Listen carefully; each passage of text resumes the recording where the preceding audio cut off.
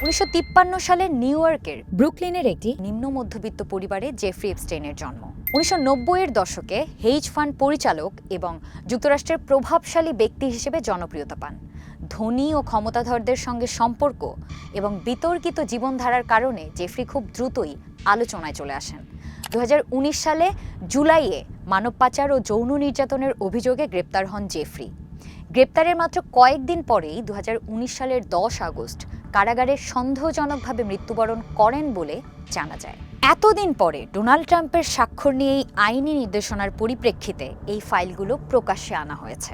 কিন্তু 90-এর দশক ও 2000-এর দশকের শুরুতে বিভিন্ন সামাজিক অনুষ্ঠানে এপস্টেইনের সঙ্গে একাধিক ছবিতে ডোনাল্ড ট্রাম্পকেও দেখা গেছে। এ বিষয়ে ট্রাম্প বলেছেন, এসব মামলার বিষয় প্রকাশ্যে আসার অনেক আগেই তিনি জেফ্রির সঙ্গে সম্পর্ক ছিন্ন করেছেন। শুধু ট্রাম্প নয়, নথিতে উঠে এসেছে যুক্তরাজ্যের রাজ পরিবারের সাবেক রাজপুত্র অ্যান্ড্রুর নাম, সাবেক মার্কিন অর্থমন্ত্রী ল্যারি সামার্সের নাম। তবে 60 লাখের বেশি পৃষ্ঠার এই নথিতে এবার উঠে এসেছে বাংলাদেশের নাম। 2010 সালের 4 জানুয়ারির একটি মেইলে উল্লেখ করা হয়েছে, জেফ্রি এপস্টেইনের এক ঘনিষ্ঠ সহযোগী বাংলাদেশ ও ভারতে ভ্রমণ করেছিলেন। তবে প্রকাশিত নথিগুলোতে এই সফরের উদ্দেশ্য কী ছিল তা উল্লেখ করা হয়নি। একাধিক মেইলে বলা হয়েছে এপস্টেইন কার্বন ক্রেডিট বাণিজ্যে যুক্ত ছিলেন। এক ব্যক্তি নিজেকে ওয়েস্ট কনসার্ন বাংলাদেশের প্রতিনিধি বলে পরিচয় দেন। তার সঙ্গে এপস্টেইনের ইমেইল যোগাযোগ ছিল। আরেক ইমেইলে বলা হয় এপস্টেইন IRRC নামের একটি প্রকল্পে যুক্ত হতে চেয়েছিলেন। এই প্রকল্পের সঙ্গে বর্জ্য ব্যবস্থাপনার সম্পর্ক রয়েছে। 2014 সালের 17 এপ্রিল এপস্টেইনের কাছে তার ঘনিষ্ঠ সহযোগীর পক্ষ থেকে একটি ইমেইল পাঠানো হয়। এর বিষয় ছিল গাট মাইক্রোবায়োলজি ICDDRB বা আন্ত্রিক জীবাণুবিদ্যা ICDDRB।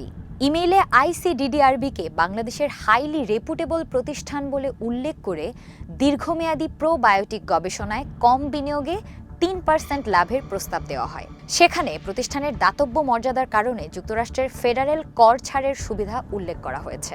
এছাড়াও 2015 সালের 14 জুলাইয়ের একটি মেসেজে এপস্টেইন বাংলাদেশে কলেরা গবেষণায় সাহায্যের চেষ্টা করেছিলেন বলে উল্লেখ করেন এবং ফলাফল খারাপ হয়েছে বলেও তিনি উল্লেখ করেন। আরেকটি নথিতে এপস্টেইন বা তার সহযোগীর একটি ইমেইলে বলা হয় একটি বৈঠকের সময়সূচি পিছিয়ে দেওয়া হয়েছে, কারণ নরওয়ের সাবেক প্রধানমন্ত্রী, তখন বাংলাদেশের তৎকালীন প্রধানমন্ত্রী শেখ হাসিনার সঙ্গে রাত 8টার বৈঠকে ছিলেন। আশ্চর্যের বিষয় হলো, নরওয়ের একজন কূটনীতিক এপস্টেইনকে নিয়মিত বিভিন্ন প্রবন্ধ পাঠাতেন। সেগুলোর মধ্যে অন্যান্য বিষয়ের পাশাপাশি বাংলাদেশের রাজনৈতিক খবরও থাকত। আবার প্রধান উপদেষ্টা মোহাম্মদ ইউনুসকে নাম গোপন রাখা কিছু ব্যক্তি কার্টুনিস্ট ম্যাট গ্রোনিংয়ের সঙ্গে পরিচয় করিয়ে দিয়েছিলেন বলে নথিতে উল্লেখ রয়েছে।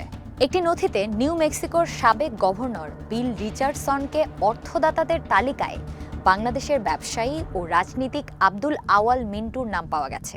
এই তালিকাগুলো এপস্টেইনের ফাইলসে অন্তর্ভুক্ত হয়, কারণ বিল রিচার্ডসনের সঙ্গে জেফ্রি এপস্টেইনের সংশ্লিষ্টতার উল্লেখ রয়েছে।